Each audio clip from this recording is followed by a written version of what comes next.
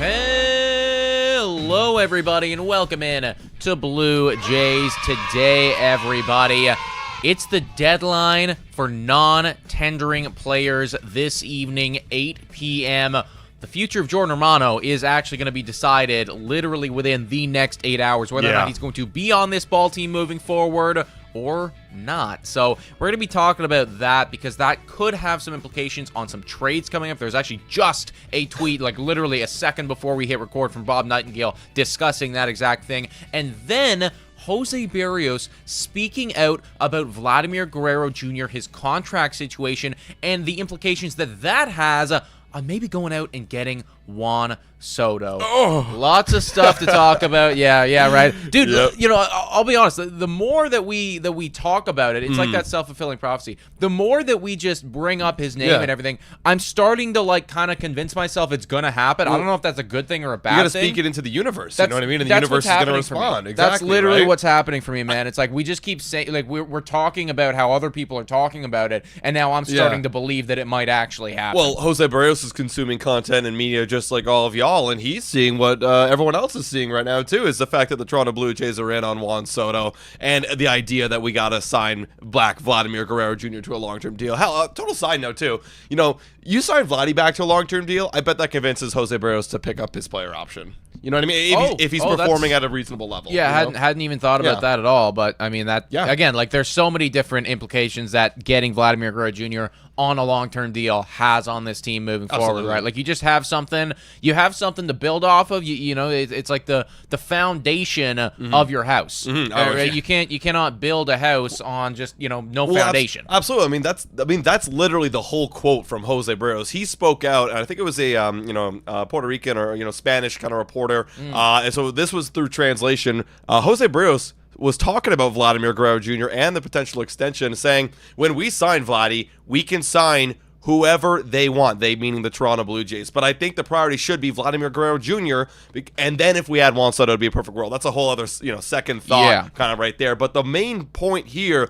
is you go out, you get Vladimir Guerrero Jr. on extension, and then you can attract other free agents, because just like, we were talking about with his player option about him getting extended, he won't do it unless it's Vladimir Guerrero Jr. It's the same reason for free agents coming over to Toronto. Well, why would I sign a 6-year deal if the whole team's going to be gone in 2 years? Of course. At least give me Vladdy, and then we can build around that and go get other free agents. I remember back in the day, you guys know I'm a big Green Bay Packers fan. Back in the day, when the Green Bay Packers several years ago traded away Davante Adams, there was a whole talk about him getting extended on that team.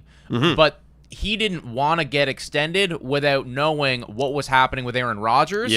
And then he decided ultimately I wanted to get traded because he didn't understand where the team was going, what was happening, right? And the same thing could be said for what's going on with the Toronto Blue Jays, right? Like if you are, just somebody on that team like a Berrios or a Gosman or a Bo Bichette, for instance, right?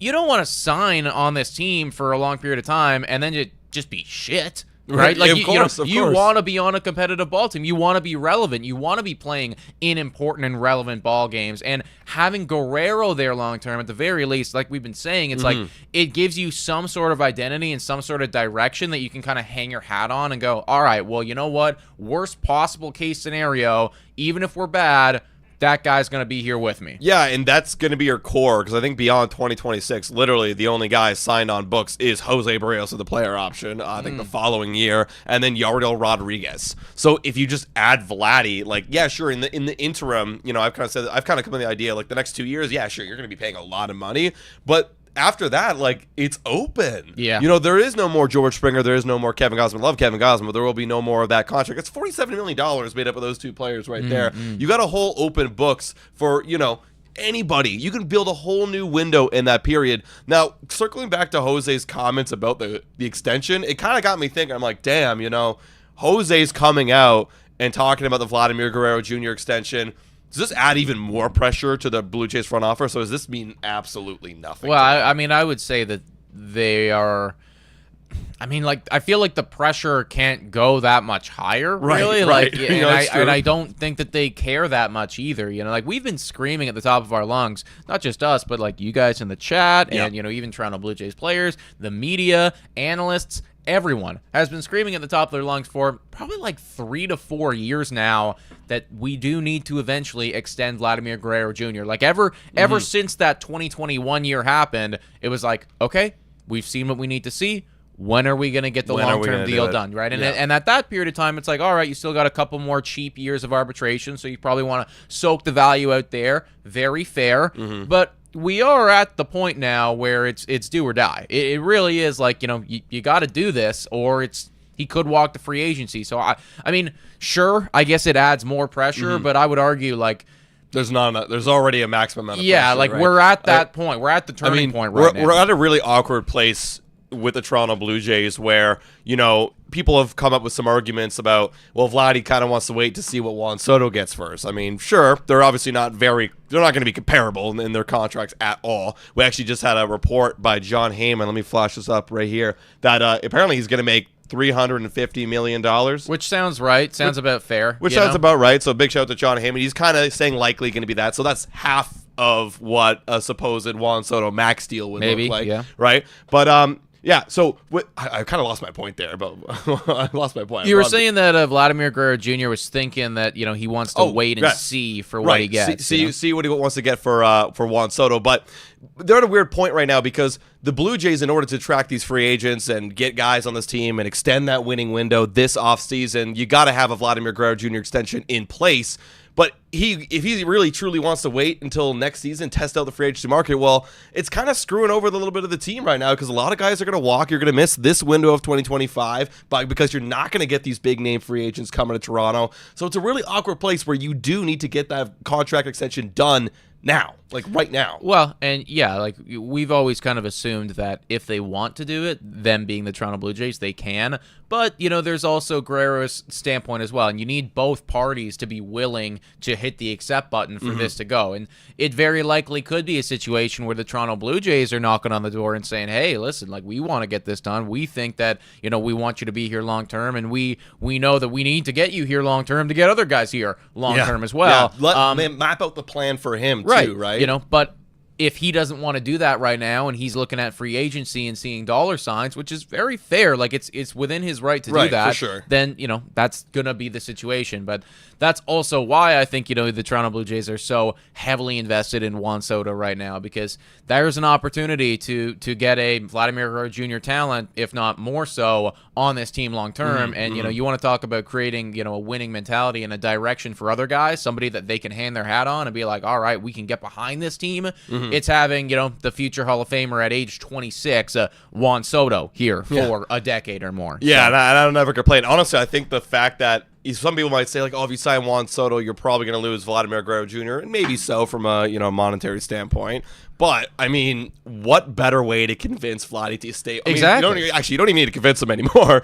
But, like, to say, hey, just, maybe, sure, you can get $350 or maybe a couple $10 more million from Steve Cohen, but don't you want to play the rest of your career with Juan Soto? You know what I mean? That dynamic duo is going to go down in Blue Jays history. No, I think it's, like, for real, like, both of them, I think you can make a strong argument as to why they would be convinced, but the other one being here long term. But especially, like, if you did get Juan Soto here first, right, and they actually cross the finish line.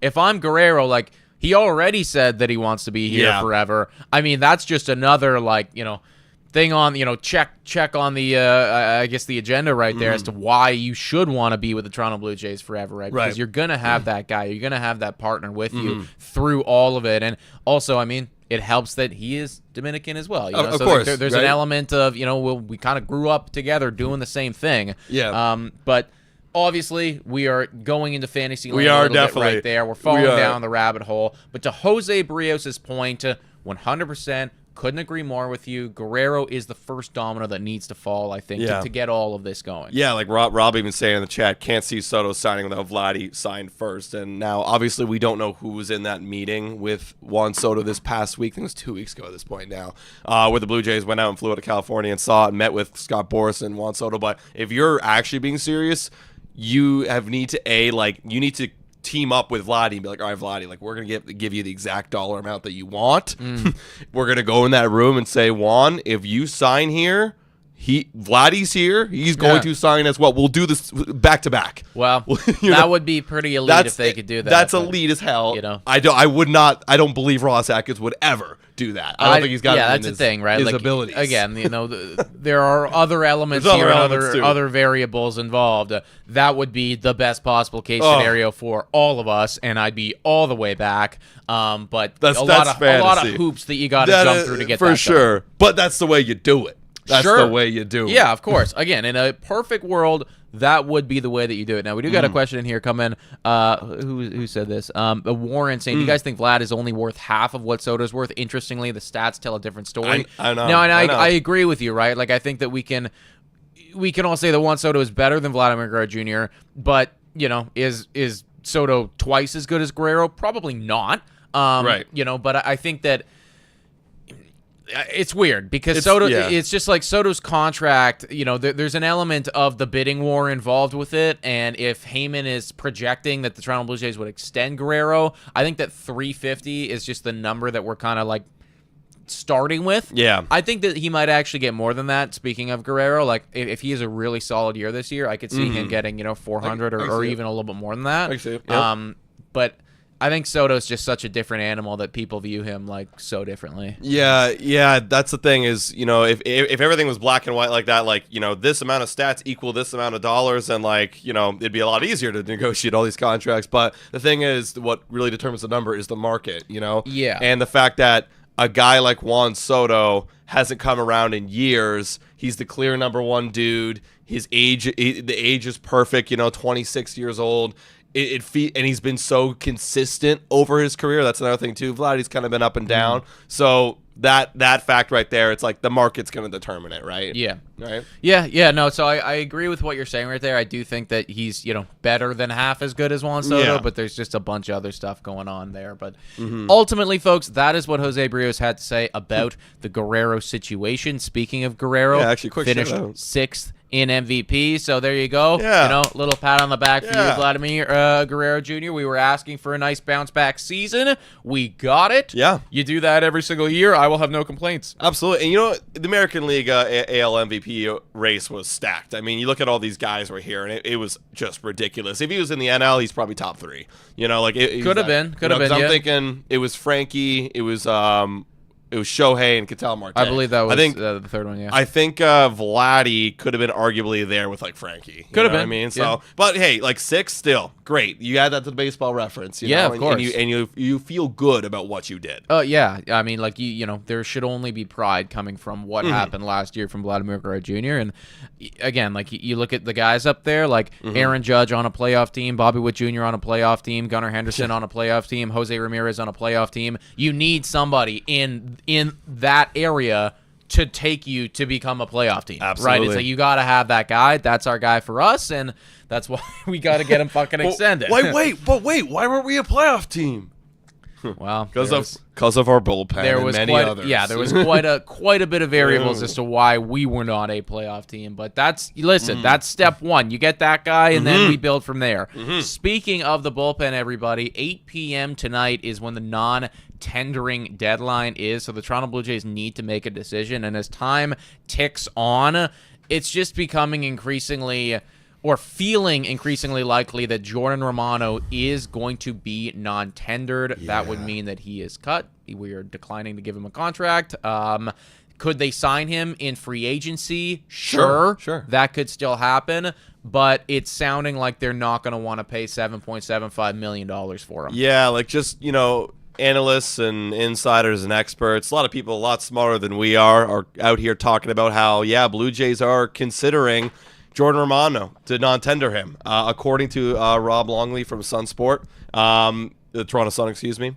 But yeah, it's sad, I mean, obviously when I first hear that, I think, I literally think what Josh is saying here. It would be just such a bummer of a way to end your Blue Jay career. You know, you were the closer, you're third all time in Blue Jay saves. You know, you had a great run, and then you just got hurt last year, and it's unfortunate the way that arbitration is set up where, you know, you have to at least make what you'd made the prior year, which was $7.75 million, and you were happy with giving him $7.75 million, but now there's some risk involved. He is up there in age. Like, he's not a young kid anymore, right? What, 30, 31? He is 31 years old. He'll be turning 32. Yeah. You know, it's still a good age for a pitcher, of course, but, like, you know, there is a lot of risk involved, and I really do hope that they find, I don't know, like, if he gets non-tendered and he's a free agent, like, you know, if we're not willing to pay him $7.75 million, are other teams willing to pay him that amount of money? And if not, can he come back on a cheaper 1 year prove it kind of deal with the Jays? Well, I think he certainly could, and maybe he will want to if he loves the Jays. He's a Canadian boy, right? You know? But I would also think that there's got to be an element of, like, you guys are kind of screwing me over here. And if I was Jordan Romano, you know, at this point, like, I got to look out for my best interests. And if another team's offering me $500 extra $1,000, then I'm obviously going to be going over there for my services when I go to free agency. Yeah. And you know what? You are 100% within your right to do that. This is a cutthroat industry. And right now, if the Jays follow through with what people are thinking that they're going to, you know, they're kind of cutting off Jordan Romano, right? After he has had such a, you know, great tenure with this ball club. So I feel bad for him if that is the route that they decide to go in. I also feel bad for our bullpen because it was already terrible. And, like, we were discussing this the other day, like, losing Jordan Romano, like, that's just another hole that you have to fill. And I'm not claiming that Jordan Romano was going to be a sure thing this upcoming season because, again, like you said, lots of risk involved. But fuck, man, like, I felt like I could have relied on him more than, you know, like Ryan Burr or you know, Tommy Nance or something like that, and it's sounding like we're not going to have him. Absolutely. Like, if you cut Romano, and also too, guys, if you haven't watched other podcasts, like, go check it out, guys. We go in much more detail. But also Eric Swanson, you know, he could absolutely be cut as well. That's possible as well. I really hope they don't, because you got to get that return on investment with that trade, Teoscar Hernandez trade. I really think they need to give him one more shot. Looked good at the end of last year too, so I think he'll be okay. But then there's another guy, which is, who was it here? Oh, it was Dylan Tate. You know, Dylan Tate's another guy, and Zach Poppy's actually not on this list right here. I think those guys are probably cuttable guys. It's okay, but still, you're looking at, you know, after cutting those guys, there really are a lot of holes. And it puts even more pressure on the Blue Jays front office to actually go and do something this free agency. And I think if they do cut Jordan Romano, you're basically saying, okay, we will be going out. We are going to get a sure closer. You have to. Yeah. Because if you don't, then you're literally screwing yourself, right? You're literally screwing yourself. You know, I mean, there's some guys out there that you could go out and get. I mean, you could go get a Kenley Jansen. There's a lot of savings experience. He's not totally falling off the table just yet. There's a whole other guys. We actually had a video breaking this down, too. I'm just kind of reminding myself. Hector Neris, I thought was Blake Trinan's a free agent you can go out and get. You know, you can put him into some kind of closing role. There's a ton of more guys here. Well, Tanner Scott. Yeah, you know? I mean, there's obviously lots of options, but you know, you're going to need to be willing to spend the money to do that, right? And 7.75 at least. Yeah, exactly. You know, and at minimum, you know, I think that's probably going to be tacked on, especially somebody like a Blake Trinan or you know, like a Kenley Jansen. Like, their market value is going to be a lot more than that. It's going to be more than 16. That. Apparently, you're for Kenley Jansen, right? You know, so are you willing to do that if you're the Toronto Blue Jays? If you are serious about being a contending ball team in 2025, you need to be, because as of right now, who's saving games for us? Chad Green? Is that like it's Chad Green? Who's setting up Chad Green? I actually don't know. It was Genesis Cabrera.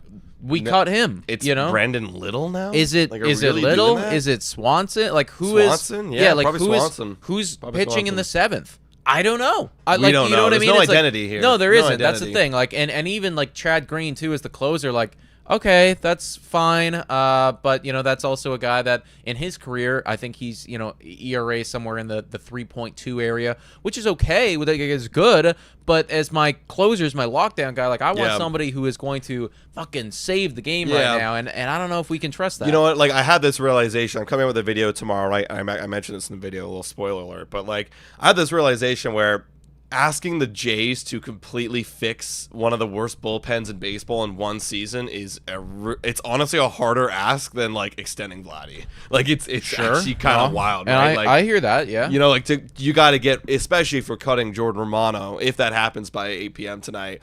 That's a like 4 guys, 5 guys. You know, you got to go and fill up being solid dudes to be a reliable pen. Yeah.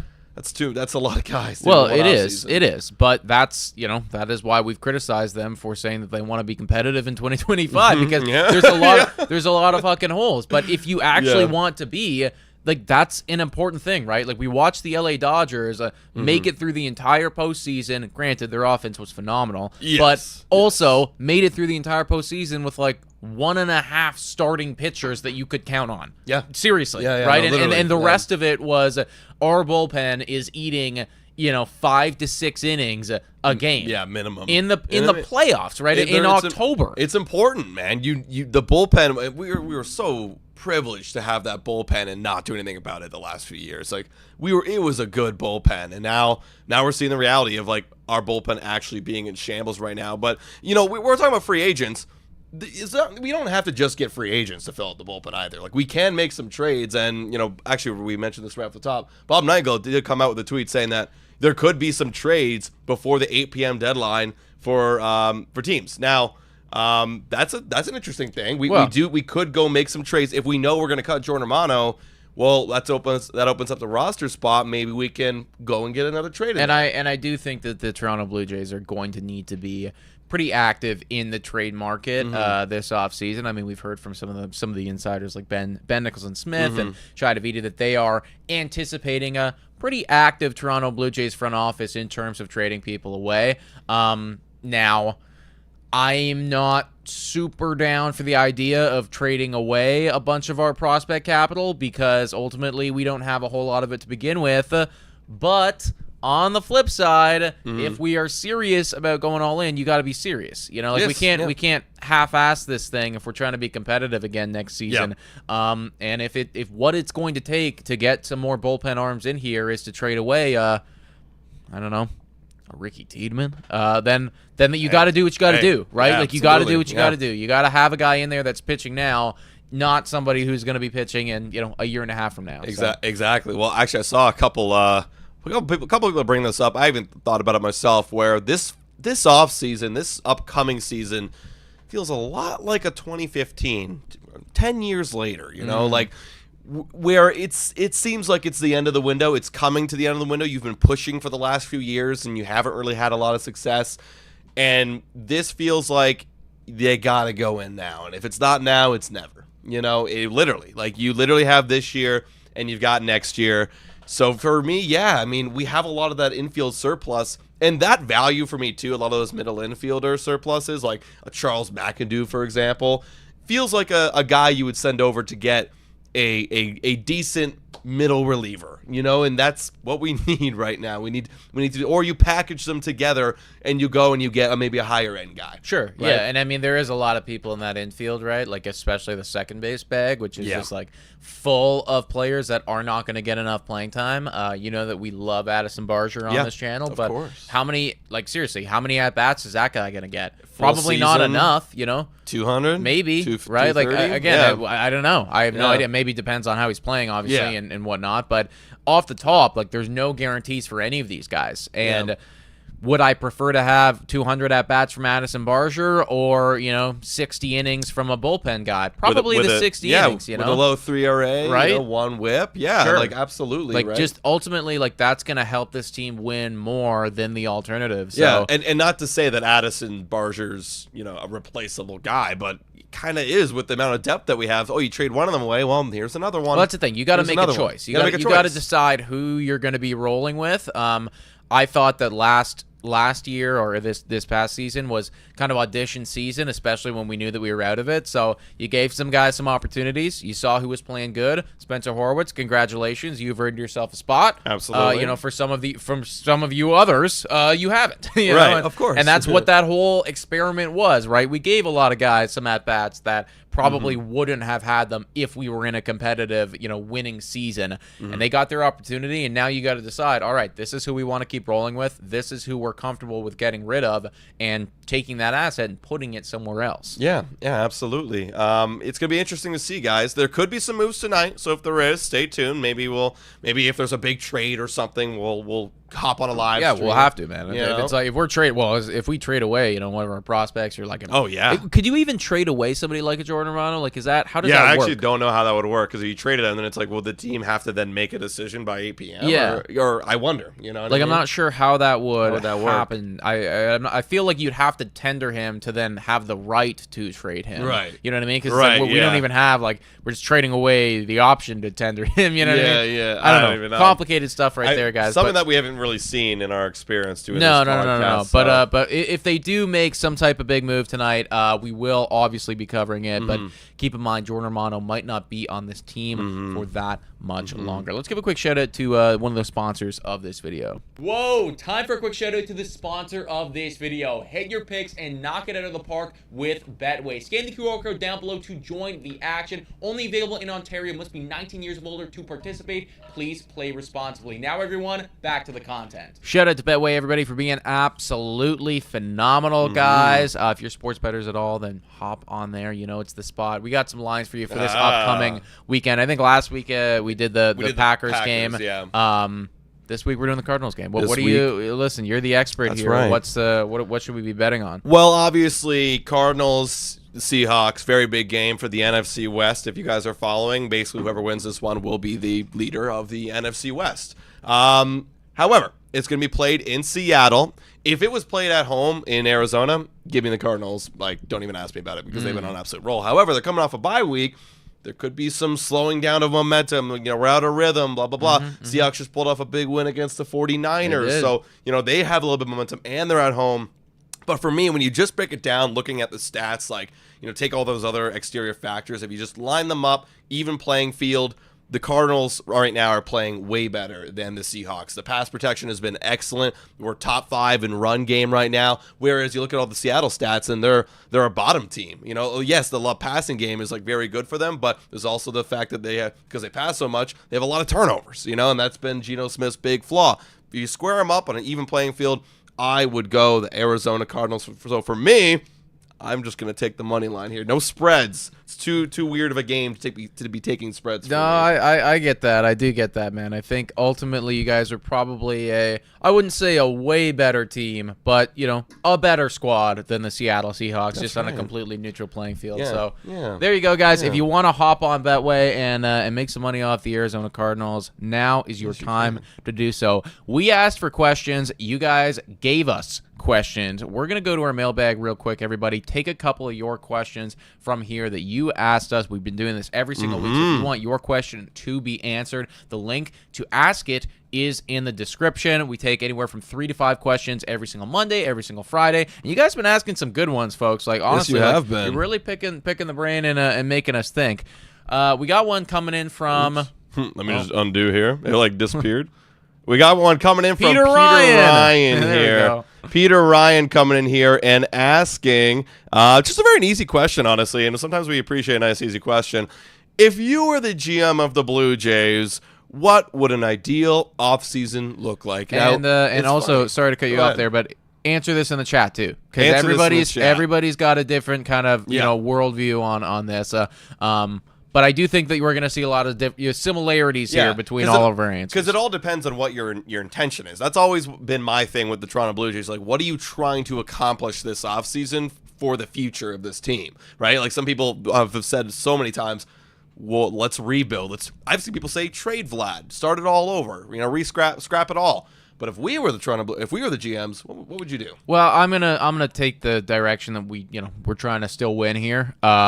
So honestly, extending Guerrero is step one. We've been saying that for a long period of time. You got to get this extension done now, because I just think you lose all sense of leverage the second that the season starts, and especially if he starts playing good. So that's got to be a number one thing right there. I do think that, speaking of trades, trading away some guys in that infield, making a choice as to who you're going to be riding with is important, and you probably want to trade them away for, in my opinion, either bullpen guys or prospects, because I would not be opposed at all to still, planning for the future a little bit and building up the prospect system. Maybe pitching prospects, Sure. We don't have too many of those that are healthy right now. Literally, so. they all seemingly get injured, which is another whole other conversation there. We don't even talk about that. Why we cannot, get a pitching prospect that it's healthy.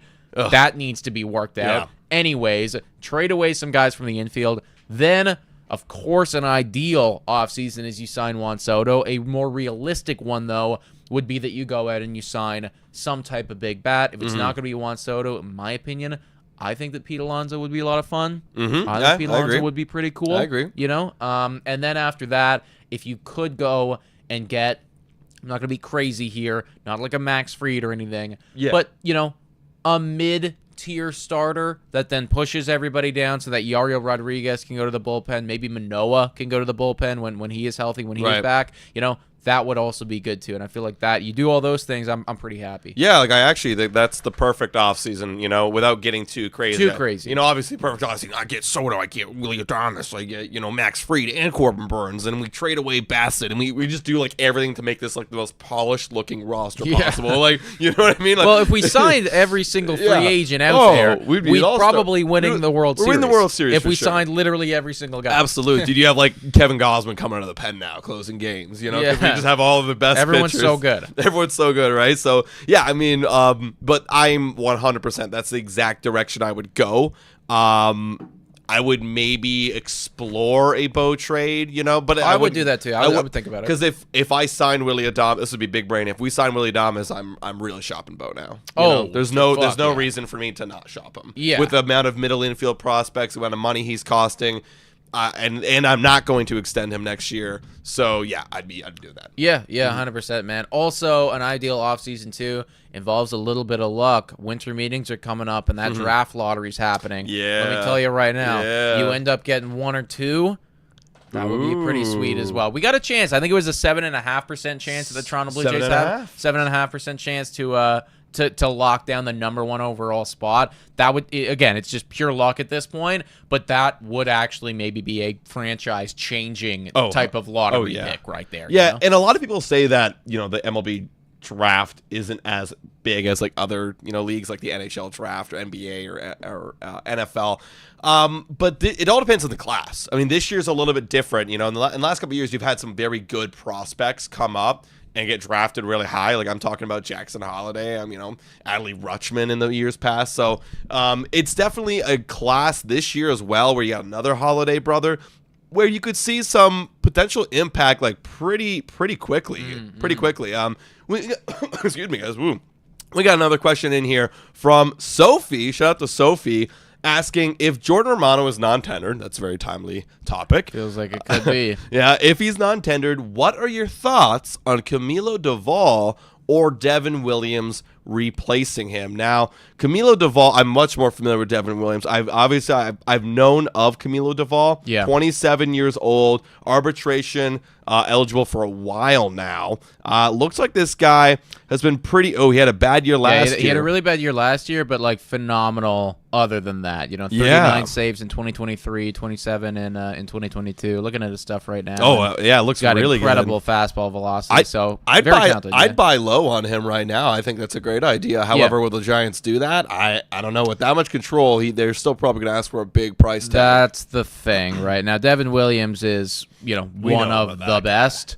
What did they decide to do over them in Milwaukee? So, you hear about that? Yeah. No, have you, what? Like, what was the decision there? Because then they have a whole decision with him? Right. I think he's still going to be with the team, if I'm not mistaken. Like, he's still going to be. I believe his contract was picked up because they had an opportunity to use the club option, yes, and I believe that they.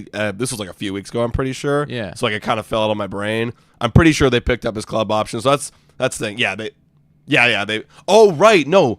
There was a weird thing with him. Right. Yes. There was a thing where like they didn't pick him up, but then they did, and now he's like arbitration eligible. Like I don't fully understand. Yeah, his situation it was something I've never heard before. Guys, fill us up in the chat. Like it was one of those weird things that I didn't quite understand. I thought it was like either black or white. You either pick him up or you don't. It was a weird thing, but I'll tell you right now, if that guy's available in any capacity, then that's where your $7.75 million is going. Oh, absolutely. In my opinion. And you trade.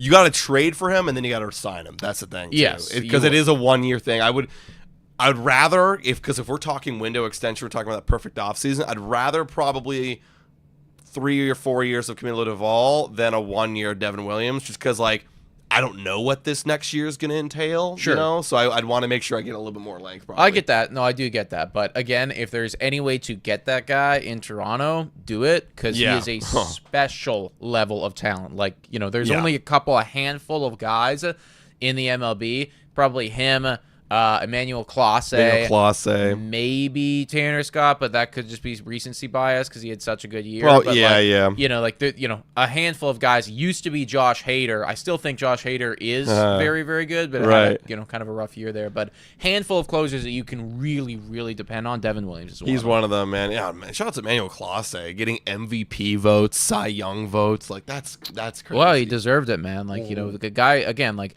It's honestly, it sucks being a Cleveland Guardian because you can be having the best season ever and you just fly under the radar, you know? Like again, I remember people weren't even talking about Jose Ramirez until like the final month of baseball, and everyone was like, "Oh, what the fuck? This guy's gonna go for 40-40," and no one was covering it. No one was covering it at all. And then, you know, it wasn't until about the last month of baseball that I looked up Emmanuel Clase's stats, and I was like, "What the hell? This is the greatest closing season I've ever seen," you know, like right? It was insane stuff. So yeah, I mean, it just kind of sucks to be over there because there is no media whatsoever. Yeah, absolutely. So that sucks. That sucks to suck. But well, honestly, I wish we could have that guy. Imagine trading for that guy. Emmanuel Clase? Yeah, of course, that'd be phenomenal. Yeah, amazing.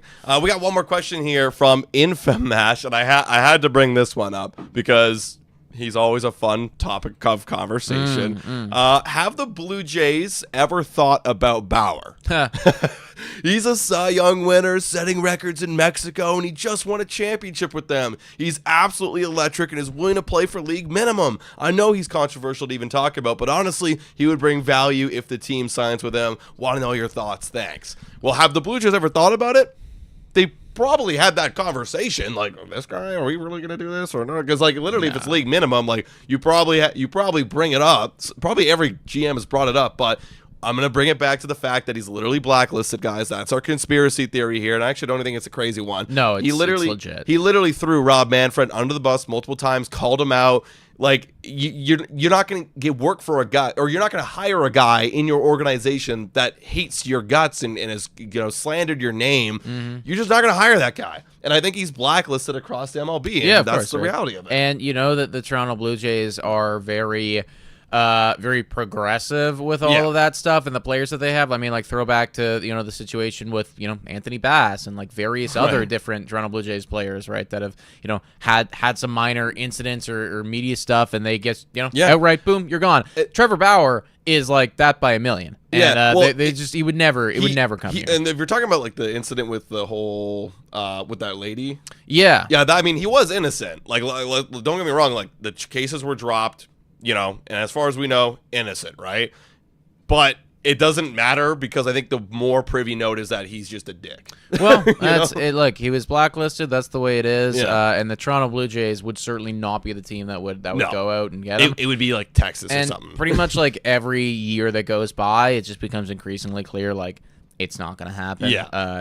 That's just the way of it. I agree, though. Like, still a talented pitcher. I'm sure that he could play at this level. Yeah. It's just... that's the way it is, It is what it is, guys. So those are all the comments, or all the questions, that we have for today. Please fill out that mailbag with some even more. I'm sure there's a lot more questions that we can definitely answer as the offseason goes on, guys. So click that link in the description down below. Yeah, $3 a month become a Patreon member. Shout out and thank you to all of our current Patreon members and our YouTube members. Thank you so much for the 165 of you who tuned in today. If you haven't already done so, please hit the like, smash the subscribe button. We're really hoping very soon that now that the winter meetings are 2 weeks away, some moves should be coming. I know that we've been talking about like every free agent under the sun at this point, but they're going to sign. Maybe not here, but they're going to sign eventually. They will. And it should happen within the next couple weeks because of those winter meetings. So I think I can anticipate anyways. We'll be doing a lot of live streams, a lot of coverage during that period of time. Yeah, for sure. yeah, we haven't actually gone live yet for a live coverage of there hasn't been anything because there hasn't been anything. Yeah. But I got a feeling December is going to be quite the month, everybody. And who knows? Maybe tonight with the non-tenured stuff, we will know. see, You guys. never know. Hit the like, smash the subscribe button. Thanks so much for watching, everybody. And as always, go Jays, go!